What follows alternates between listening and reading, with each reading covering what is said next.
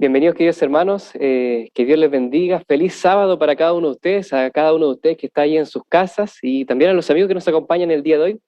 Estamos desde la Iglesia Fe y Esperanza. Para mí es un placer estar acá después de tanto tiempo, después de casi un año, sin habernos podido congregar, ¿no? Con los respectivos cuidados, ¿cierto? Con los protocolos correspondientes, con mucha precaución. Estamos aquí un grupo, ¿cierto? Reunidos aquí en la iglesia haciendo esta transmisión para ustedes, ¿no? Y como pudieron ver, apreciamos un lindo milagro, ¿cierto? Esta linda ceremonia del bautismo.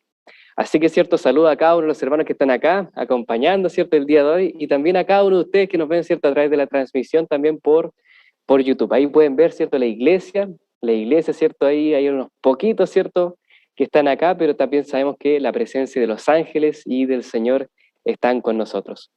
Eh, Vamos, ¿cierto?, ahora a estudiar la palabra de Dios, y es por eso que les invito a que nuevamente podamos orar para pedir la dirección de Dios sobre este estudio. ¿Les parece? Vamos a orar.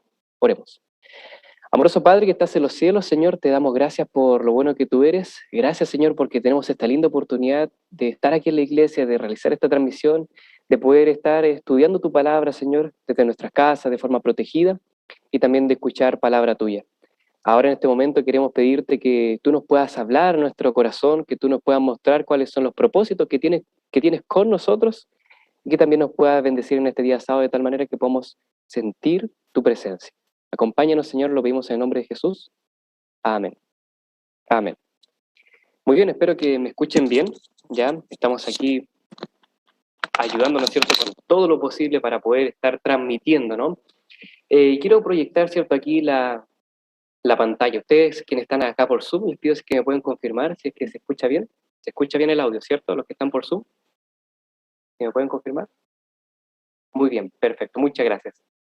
Quiero compartir aquí con ustedes, ¿cierto?, la pantalla, la presentación que traje el día de hoy. Como les mencionamos, estamos acá en la Iglesia de Fe y Esperanza. Se ubica, ¿cierto?, en un huérfano, ¿cierto?, esquina Cami. Y bueno, me pidieron, ¿cierto?, tengo el privilegio, el honor de poder compartir la palabra con ustedes. Y aprovechando esta instancia de que estamos en la iglesia, yo dije, bueno, vamos a hablar entonces de la iglesia, ¿no? Ahora que estamos en la iglesia, que la iglesia, ¿cierto?, se ha tenido que adaptar y ver todo este tema de la iglesia virtual, nosotros, ¿cierto?, queremos, ¿cierto?, compartir un poco, ¿cierto?, el concepto de qué es la iglesia, para qué sirve la iglesia, cuál es su función, cuál es la definición que tiene la iglesia. Es por eso, ¿cierto?, que eh, vamos, ¿cierto?, a hablar un poquito de esto. ¿Qué es la iglesia? Primero, para comenzar, este es un estudio, para que sepan, hay una ciencia, ¿cierto?, o una materia que se estudia que se llama la eclesiología. La eclesiología, ¿cierto?, es el estudio de lo que es la iglesia. Hay una rama dentro de la teología que se encarga solamente de estudiar lo que es la iglesia, sus funciones, sus directrices, lo que aparece en la palabra de Dios respecto a esto. Es un tema bien extenso, pero vamos a tratar de hacerlo lo más rápido posible. Cuando uno piensa en la Biblia, ¿cierto?, la palabra iglesia, rápidamente uno se acuerda de algunos textos, ¿no? Y uno de ellos, ¿cierto?, es el que está acá, en 1 Corintios capítulo 12, versículo 12 al 13, que es un versículo, perdón, bien utilizado cada vez que nosotros hablamos de la iglesia, ¿no? Que es el siguiente, dice, porque así como el cuerpo es uno y tiene muchos miembros, pero todos los miembros del cuerpo, aunque son muchos, constituyen un solo cuerpo, así también es Cristo. Pues por un mismo espíritu todos fuimos bautizados en un solo cuerpo, ya siendo judíos o griegos, esclavos o libres, y a todos se nos dio de beber del mismo espíritu. Este capítulo habla acerca de la iglesia como el cuerpo de Cristo, y es uno de los versículos que rápidamente uno piensa cuando pensamos, ¿cierto?, de la iglesia, ¿cierto?, en la Biblia. Y hay otros pasajes que nosotros podemos encontrar quizá en el libro de Hechos de los Apóstoles, ¿cierto?, en Romanos, o en el mismo libro de Hebreos. Pero ¿saben qué? La iglesia no se limita solamente a eso. Saben que la iglesia también nosotros la podemos encontrar en el Antiguo Testamento. Hay ciertas directrices, en sí no aparece la palabra iglesia en el Antiguo Testamento, pero sí aparece el ideal, sí aparece el propósito, sí aparece la función que Dios tenía, ¿cierto?, con un pueblo especial que quería formar, ¿cierto?, como iglesia. Entonces, en generalidad nosotros entendemos que existe la tendencia a pensar que la religión en general y el cristianismo en particular es algo personal, ¿no? La iglesia nos muestra el sentido corporativo de la religión cristiana, o sea, es cierto, algo más global, más general.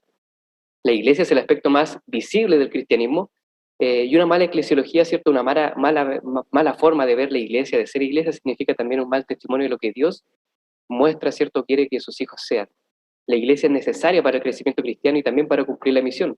Y existe también el concepto de que la iglesia no es solamente el edificio como el que estamos acá, ¿no? No es solamente la estructura, sino que también la iglesia se refiere al cuerpo de creyentes que creen en Dios y siguen a Jesús y cumplen su misión. Entonces vamos a ver esto. Y lo quiero invitar, ¿cierto?, que si me pueden acompañar en sus Biblias, al capítulo 12 de Génesis. Génesis capítulo 12, versículo 1 al 3. Aquí aparece un texto que nosotros hemos estudiado, hemos leído, pero que nos muestra, ¿cierto?, lo que es el ideal y el principio de la iglesia desde el Antiguo Testamento. Fíjense, Génesis capítulo 12, versículo 1 al 3. Dice, pero Jehová había dicho a Abraham, vete de tu tierra, de tu parentela y de la casa de tu padre, a la tierra que yo te mostraré. Y haré de ti, ¿qué cosa? Una nación grande. Interesante, ¿no? ¿Se acuerdan del llamado que Dios le hizo, ¿cierto, a Abraham? Le iba, ¿cierto?, a ser una nación grande, iba a ser una familia de él, siendo que él era una persona que ya no podía tener hijos por la edad, por su esposa, ¿no? Pero él le dice, yo voy a hacer una familia de ti, voy a hacer de ti una nación grande. Esa es la promesa con la cual llama a Dios a Abraham.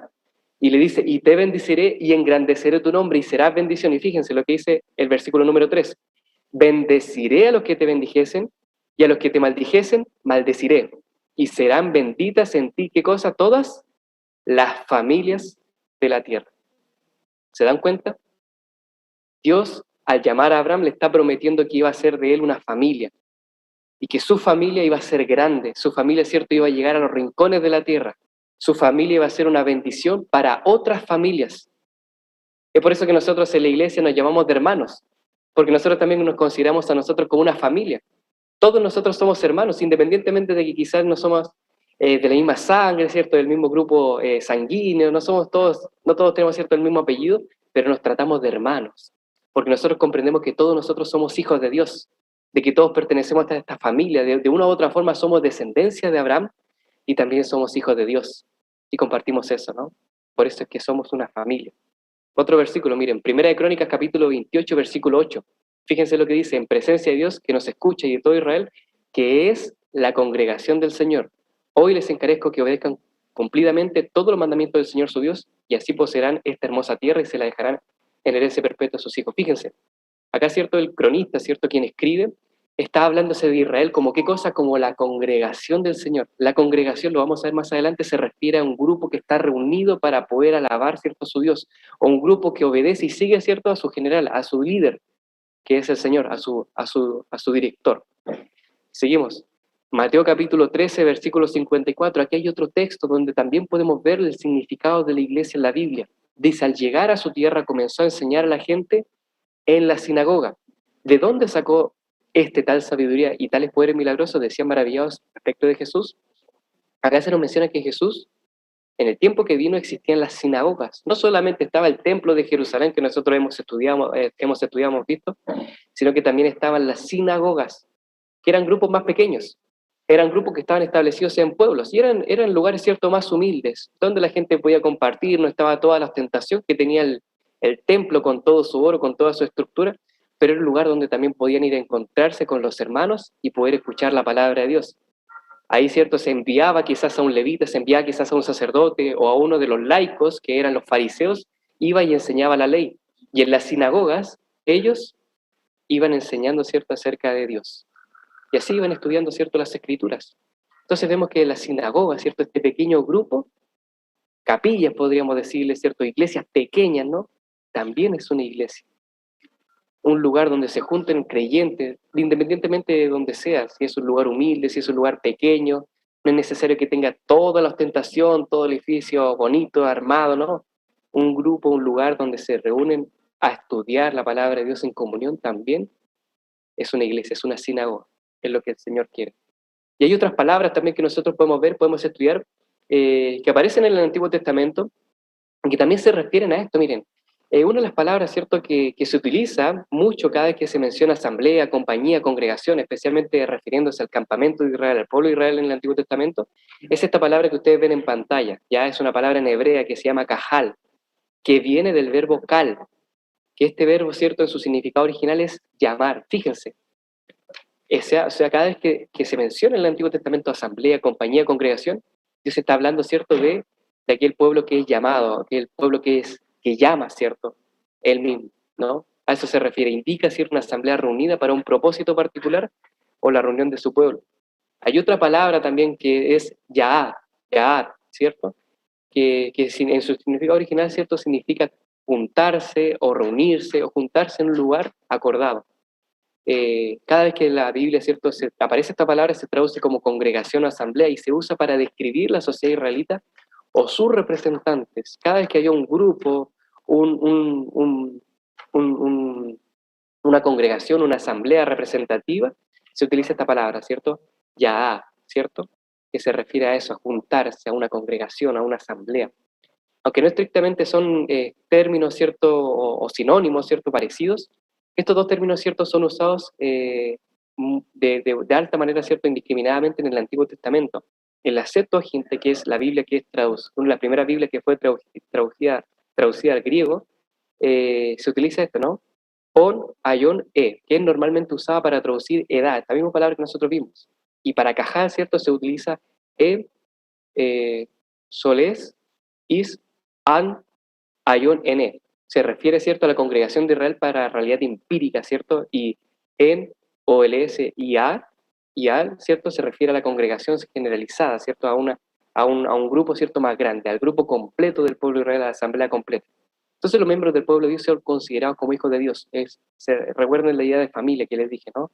Que son un grupo, son una congregación, son una representación del pueblo de Dios, son los hijos de Dios, y que también como cuerpo organizado tienen cabezas visibles, ¿no? Entonces a eso se refiere lo que es el tema del cuerpo que recién vimos en el primer versículo que mencionamos. Hay otras expresiones que se utilizan en la Biblia, ¿no? Como por ejemplo el pueblo de Dios. La expresión el pueblo de Dios, ¿cierto? Que en hebreo, ¿cierto? En el original es Am Elohim.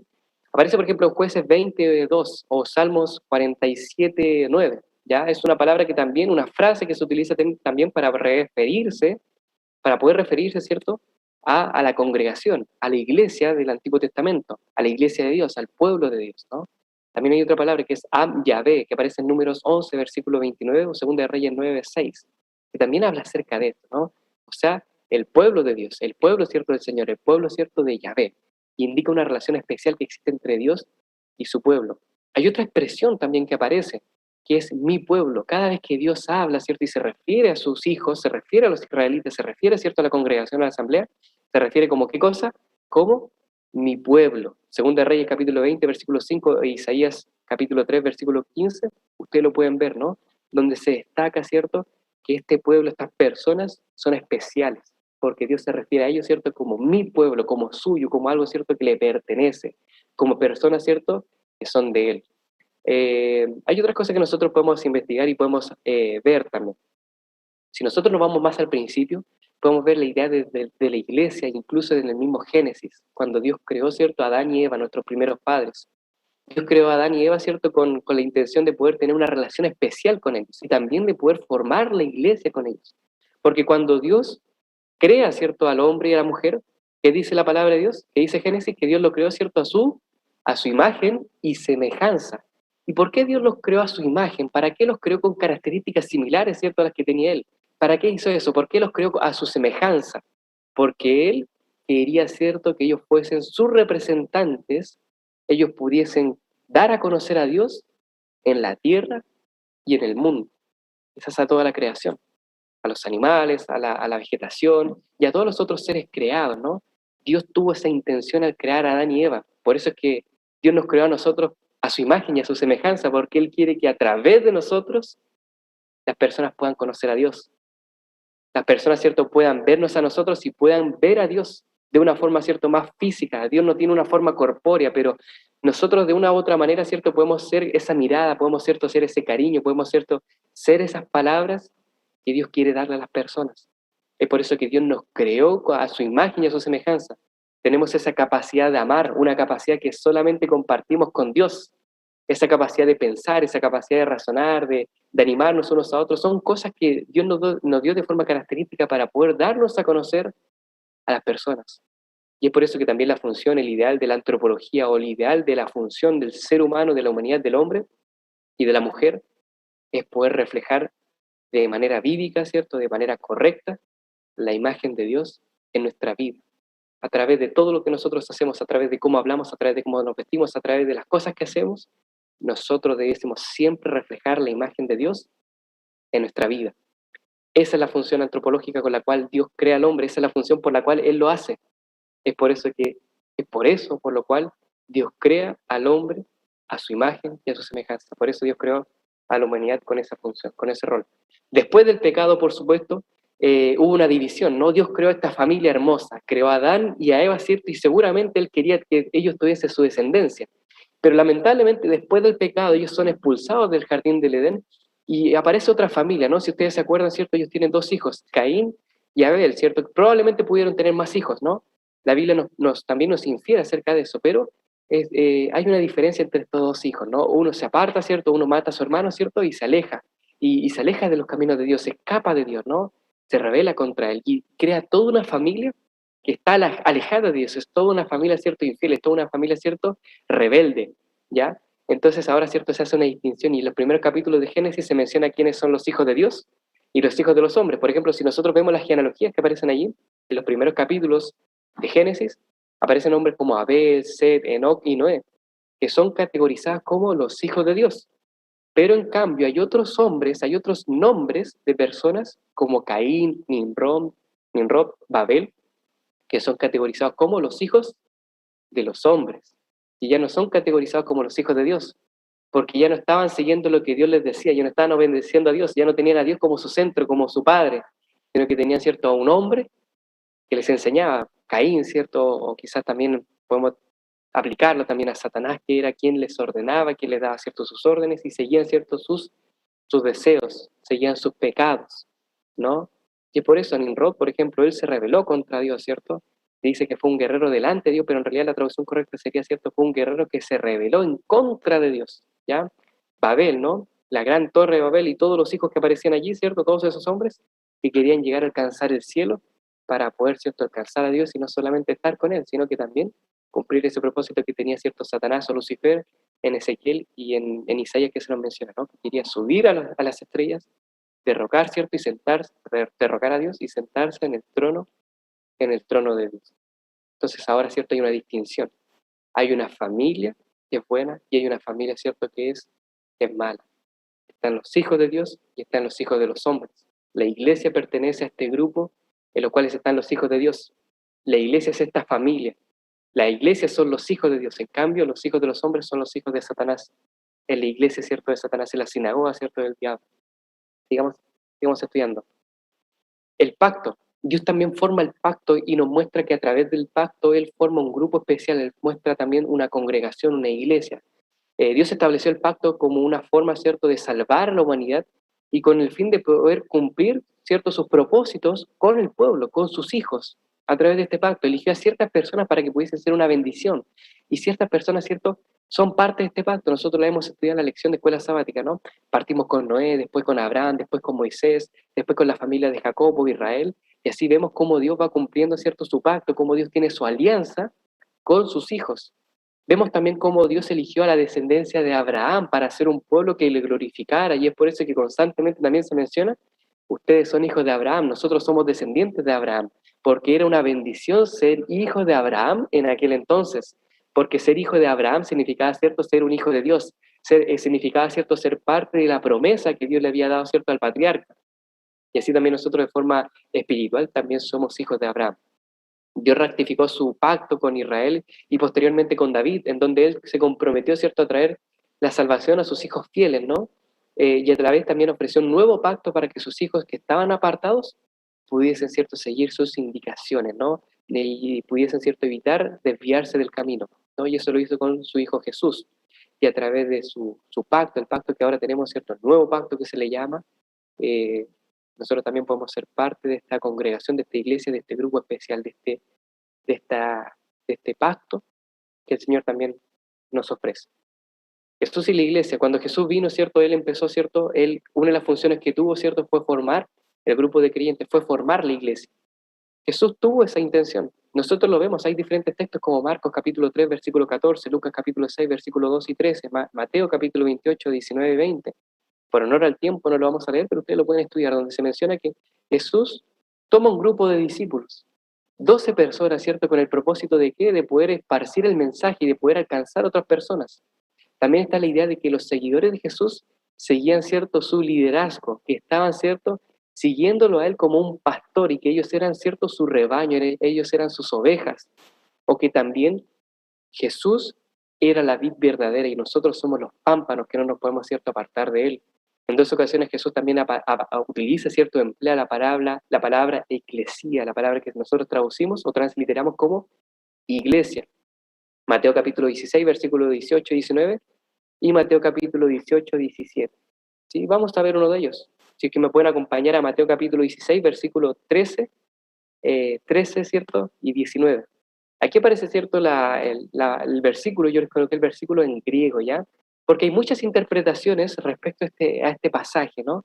Se da esta interpretación, nosotros leemos, ¿cierto? Y dice que Jesús, ¿cierto? Estaba pasando por un lugar y él le habla, ¿cierto? A Pedro, se refiere a él, ¿cierto? Y le dice, de cierto te digo que tú eres Pedro y sobre esta roca, ¿cierto? Construiré, ¿qué cosa? Mi iglesia.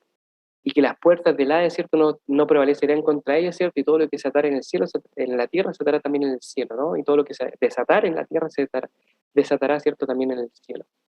Se refiere a eso, ¿no? Y hay diferentes interpretaciones. Una, ¿cierto?, es que Pedro es la roca, y que es el fundamento de la iglesia, y los católicos toman esto para decir que él es el primer papa, ¿no? Hay otra propuesta que, explicando este versículo, dice que Cristo es la roca y que Pedro solamente reconoce el hecho, ¿no? Hay otro texto que dice, ¿cierto?, que este texto en realidad no estaba en el original, que fue añadido, ¿cierto?, para poder mostrar, ¿cierto?, el papado, ¿cierto?, el poder que ellos tenían. Y también hay otra versión que dice que Pedro es la roca, pero como representante de todos los apóstoles, no como el primer papa, o sea, que él es el líder de la iglesia cristiana.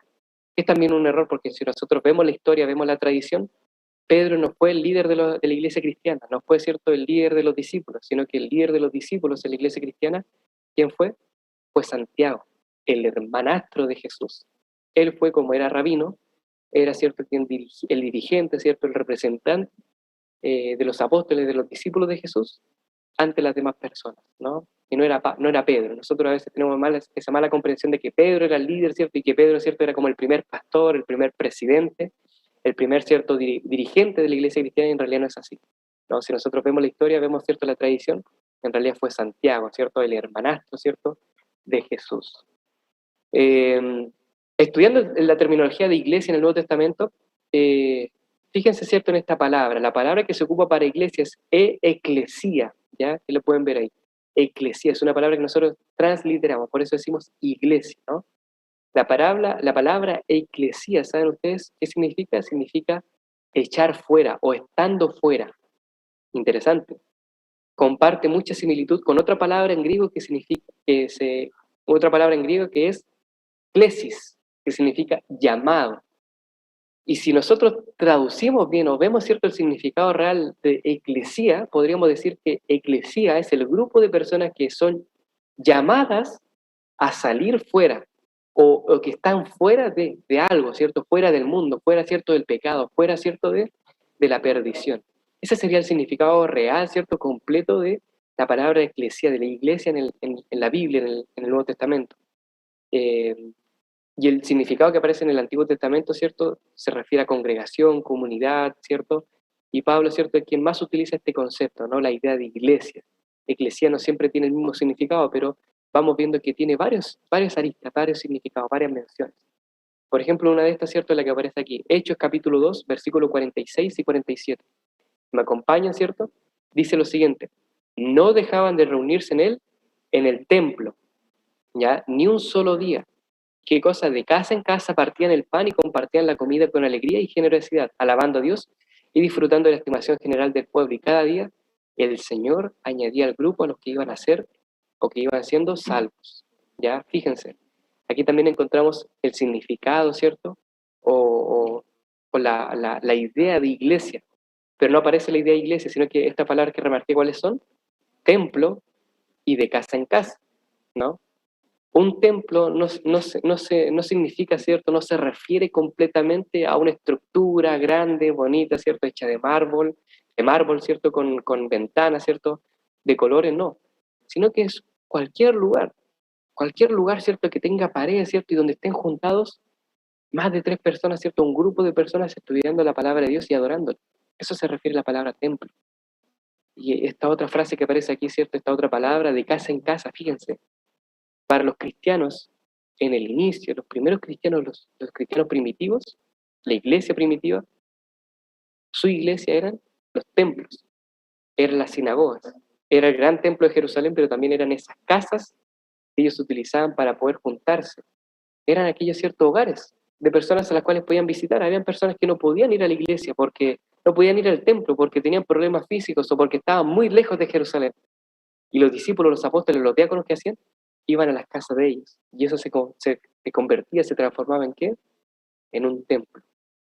Es por eso que menciona el versículo que iban de casa en casa, compartían el pan, ¿cierto? Compartían la comida con alegría, con generosidad, iban, ¿cierto?, apoyándose. Si alguien tenía necesidad, si alguien necesitaba dinero, se compartían el dinero, ¿cierto? Hacían una ofrenda especial entre todos, ¿cierto?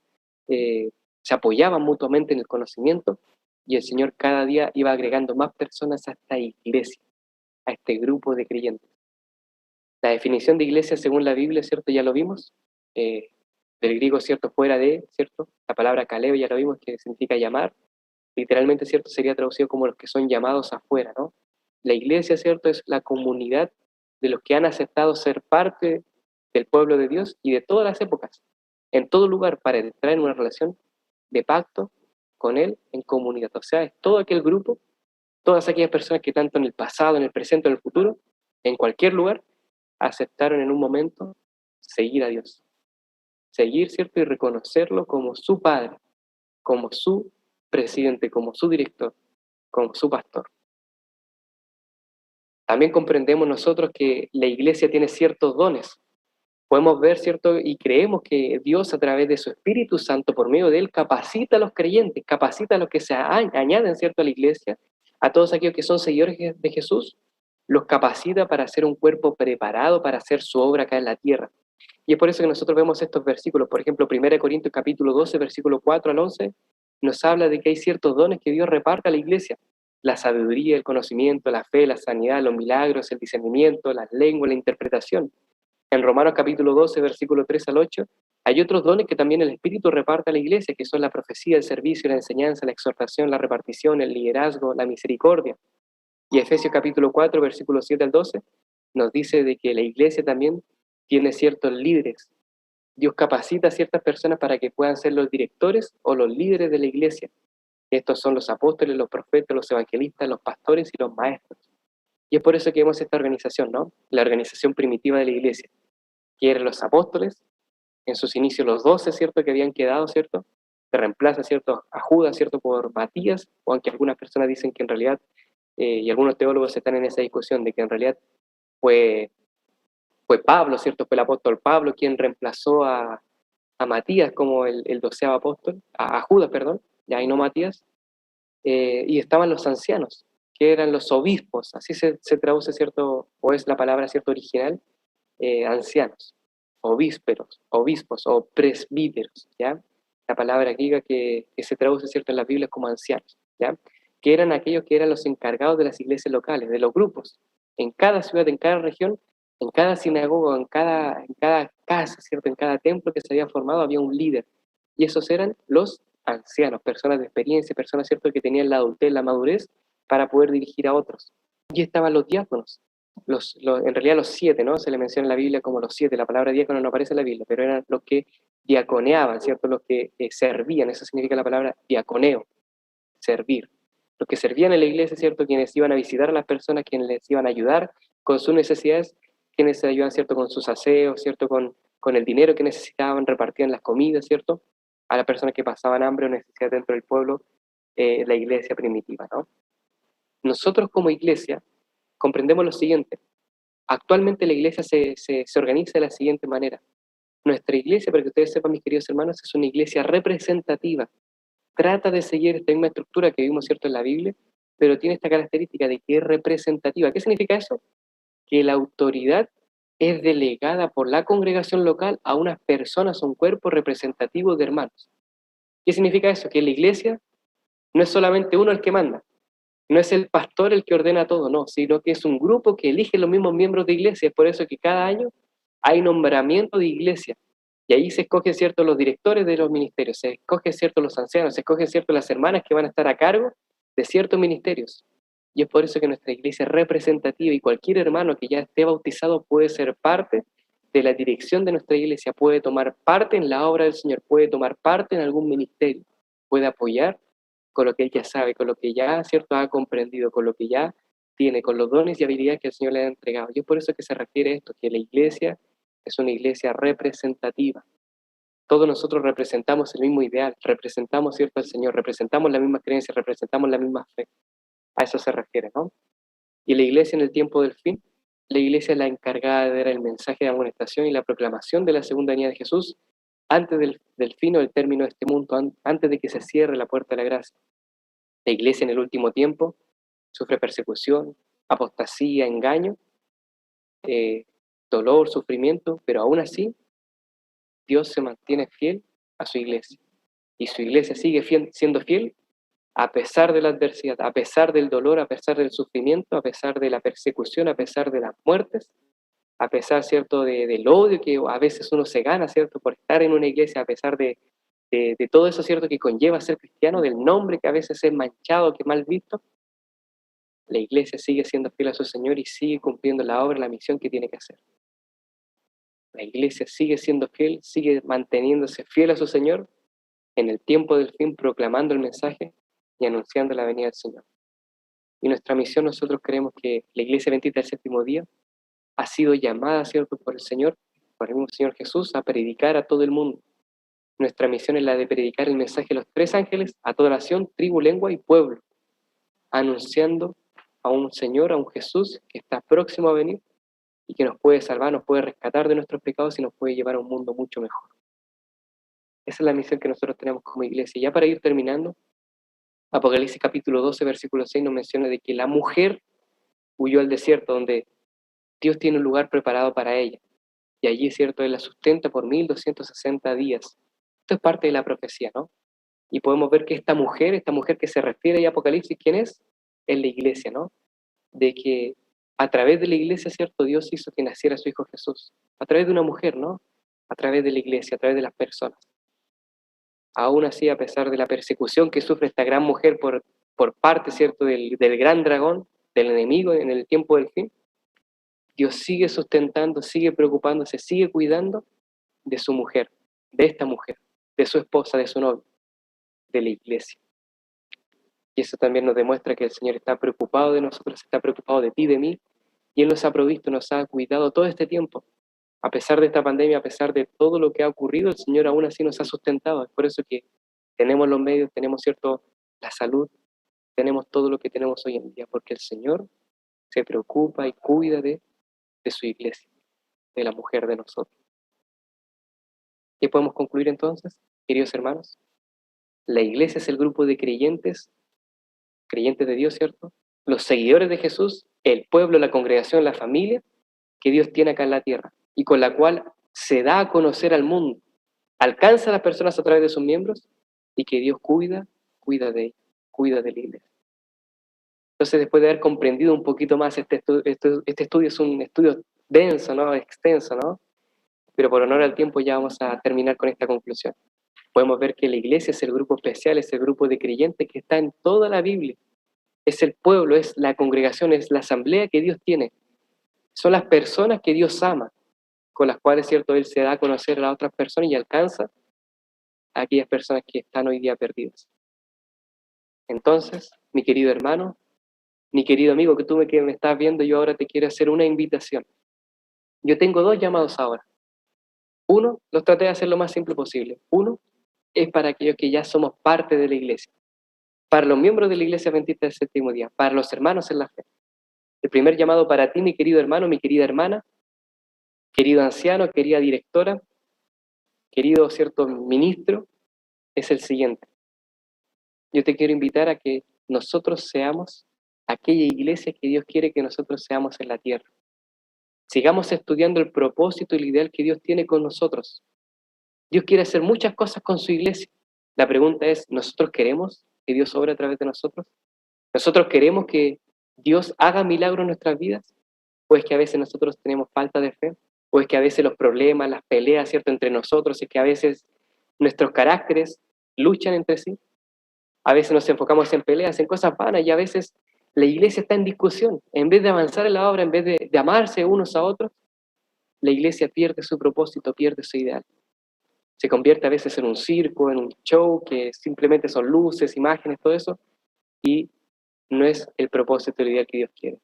Es por eso, querido hermano, querido miembro de iglesia, yo te quiero invitar a que nosotros podamos cumplir el ideal, podamos cumplir el propósito con el cual Dios nos tiene acá, que podamos ser todos nosotros la iglesia que Dios quiere en esta tierra, que podamos dejar todas nuestras diferencias, todas nuestras peleas, todo eso, lo dejemos de lado y nos unamos, ¿cierto?, en lo que nos une, que es Dios. Y también quiero hacer ahora la invitación, si es que hay algún amigo, alguien que nos está viendo, alguien que está estudiando la Biblia, quizás alguien te compartió este link, quizás te estaba buscando ahí en YouTube, algún culto, alguna iglesia, y tú justo estás viendo esta transmisión. No te vayas, querido amigo, querido hermano. Tú, querido, ¿cierto?, querida persona que está allí, yo te quiero hacer esta siguiente invitación. Así como José, que el día de hoy, ¿cierto?, entregó su vida al Señor y ahora es parte de nuestra iglesia, yo también te quiero invitar que tú también puedas aceptar esta invitación, esta propuesta que el Señor te está haciendo de ser parte de nuestra iglesia, de ser parte de este grupo, de esta familia, de esta congregación, de esta asamblea, de este grupo de personas que Dios tiene acá en la tierra. Nosotros estamos aquí para ser tus hermanos, nosotros estamos aquí para poder abrazarte, para poder quererte, para poder darte a conocer al Señor. Si tú estás estudiando la Biblia, si tú estás, ¿cierto?, participando de los cultos quizás de la iglesia, o tienes algún familiar, ¿cierto?, y todavía no has entregado tu vida al Señor, si todavía no eres parte de nuestra iglesia, yo te quiero invitar a que tú puedas ser parte de nuestra iglesia y escribe ahí en el comentario. Si tú quieres esto, escribe, yo quiero ser parte de la iglesia. Yo quiero ser parte de la iglesia de Dios, yo quiero ser parte del pueblo de Dios, yo quiero ser parte de la congregación de la asamblea que Dios tiene acá en esta tierra. Yo quiero ser parte de los redimidos, quiero ser parte de los salvos que esperan a Jesús y anuncia, ¿cierto?, su segunda venida. Escríbelo ahí en los comentarios, vamos a estar leyendo y también te vamos a invitar a estudiar la Biblia, te vamos a invitar a participar con nosotros, también te vamos a invitar a que entregues tu vida al Señor. Escribe allí, yo también quiero ser parte de la iglesia de Dios en la tierra. Vamos a estar leyendo sus comentarios y nos vamos a poner en contacto contigo. Podemos estudiar la Biblia, podemos, ¿cierto?, invitar también a la iglesia. Por favor, escribe allí, yo también quiero ser parte de esta iglesia de Dios. Ese es el llamado, queridos amigos, queridos hermanos, en esta mañana. Que Dios les bendiga. Como ya lo dije, seamos esta iglesia que Dios quiere que nosotros seamos y sigamos creciendo. Sigamos buscando otras personas para que también se puedan añadir a nuestra familia y podamos, ¿cierto?, ser una iglesia como Dios quiere, como Dios manda. Les invito entonces a orar. Oremos. Amoroso Padre que estás en los cielos, esta mañana hemos estudiado desde aquí, desde la iglesia, Señor, cuál es el propósito que tienes con nosotros. Todos nosotros somos diferentes, tenemos quizás diferentes nacionalidades, estamos en diferentes regiones, en diferentes lugares, pero todos estamos unidos con el mismo propósito, de que a todos nosotros nos has llamado con el propósito, con la idea de que salgamos de nuestros pecados, salgamos, ¿cierto?, de este mundo, salgamos de la mentira, del engaño, que nos podamos entregar completamente a ti y que también podamos servirte, podamos ser esa iglesia, esa congregación, ese grupo de hermanos que se aman, que se apoyan y que también comparten entre sí y ayudan, ¿cierto?, en la obra. Bendícenos, Señor, a cada uno de nosotros. Bendícenos a los que ya somos parte de la iglesia y también a aquel amigo, a aquella señorita que también está estudiando la Biblia, que todavía no es parte de nuestra iglesia, que se pueda añadir a nosotros, que sea también parte de nuestra familia, también sea una hija, un hijo tuyo, un redimido, un salvo de tu reino. Te damos gracias por esto, Señor, en el nombre de Jesús oramos. Amén. Amén. Que Dios les bendiga, queridos hermanos.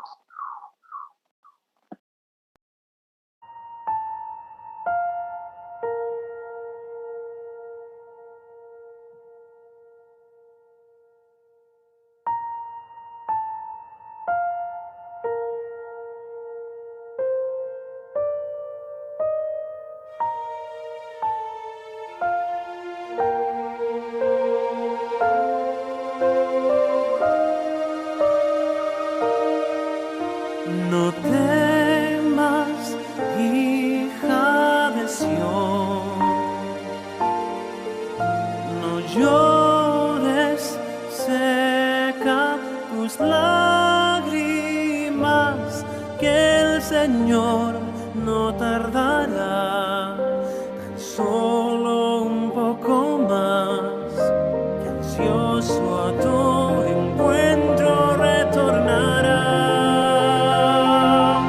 El cielo y el mar se conmoverán, mostrando la gloria que vendrá. Todo el dolor, todo el pesar, con su presencia acabará. Tras de la angustia los hombres verán la señal que al Hijo del Hombre anunciará. Él vendrá.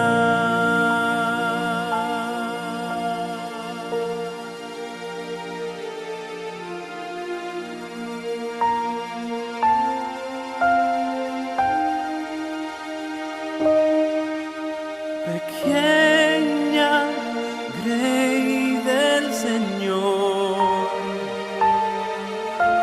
no duermas, sigue velando, que este mundo pasará con toda su vanidad. No seas tú hallado en su maldad. Pronto los cielos se abrirán y ángeles mil los llenarán, y todo monte se esconderá, la tierra misma temblará, lleno de gloria y brillo inmortal. Él vendrá. Y a los que le han buscado, Él llamará. Él vendrá.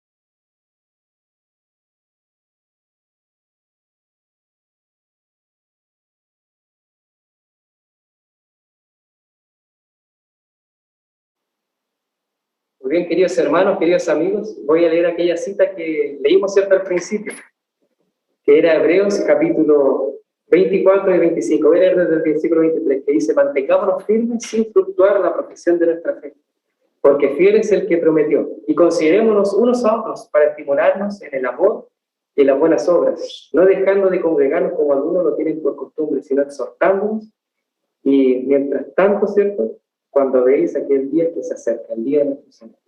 Queremos, ¿cierto?, invitar a nuestro querido hermano, ahora nuevo hermano en Cristo, en la fe, a José David, que ha entregado, ¿cierto?, su vida al Señor. Nuestro hermano José, ¿cierto?, está acá, y él, ¿cierto?, ahora es aceptado como miembro de la iglesia, de esta congregación, de este grupo que mencionamos. Y estamos muy felices, José David, de que estés ahora siendo parte de nuestra familia. Ahora eres un hijo de Dios. Ahora Dios tiene muchos propósitos, tiene una misión contigo. No olvides de eso. Y ahora, en representación de la iglesia, queremos invitar, ¿cierto?, a Yurna, que fue, ¿cierto?, quien te invitó, ¿cierto?, a estudiar la Biblia, con quien estuviste pasando mucho tiempo, ¿cierto?, estudiando, para que él pueda, en representación de toda la iglesia, en todos los hermanos que están allí, entregarte los presentes, muchos presentes de parte de nuestra iglesia, para expresarte nuestro cariño, nuestro amor y nuestro agradecimiento, Señor, porque ahora es parte de nosotros, eres nuestra familia, de nuestra vida. Así que, hermano Yurma, por favor, aquí le entrega el certificado. Acérquese, por favor.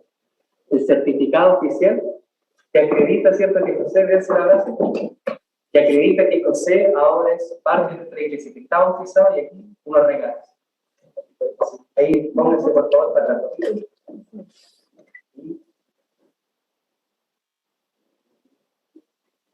Ahí sacamos las fotitos. Escriban ahí amén, ¿cierto? Bienvenido, José, en los comentarios, saludos, hermanos. Que Dios te bendiga, mi hermano. Y bueno, También invitamos, ¿cierto?, a quienes están acá, representación también de la iglesia, los hermanos, que puedan venir y saludar, ¿cierto?, a José, darle un abrazo, ¿cierto?, un saludo, que puedan venir, denle un abrazo nomás, y denle la bienvenida, ¿cierto?, de parte de la iglesia, pasen adelante nomás. Denle la bienvenida, ¿cierto?, un abrazo de parte de toda la iglesia, a José, nuestro nuevo hermano, nuestro nuevo miembro de la iglesia.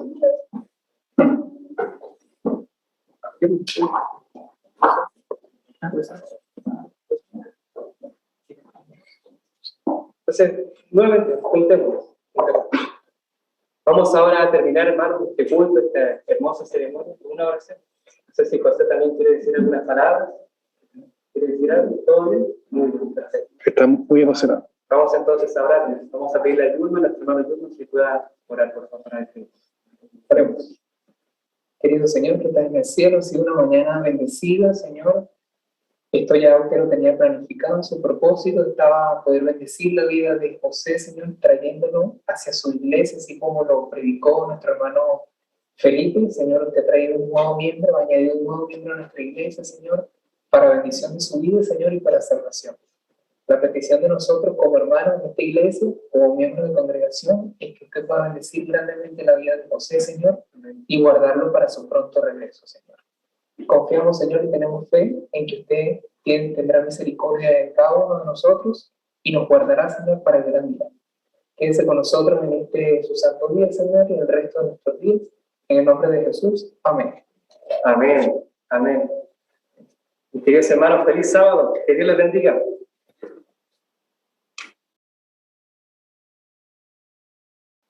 Bien, mis hermanos, después de esta hermosa ceremonia, tener la oportunidad de ver un nuevo nacimiento para el reino de los cielos, de disfrutar de la palabra del Señor a través de nuestro hermano y amigo Felipe Palacios, queremos concluir de una manera muy especial.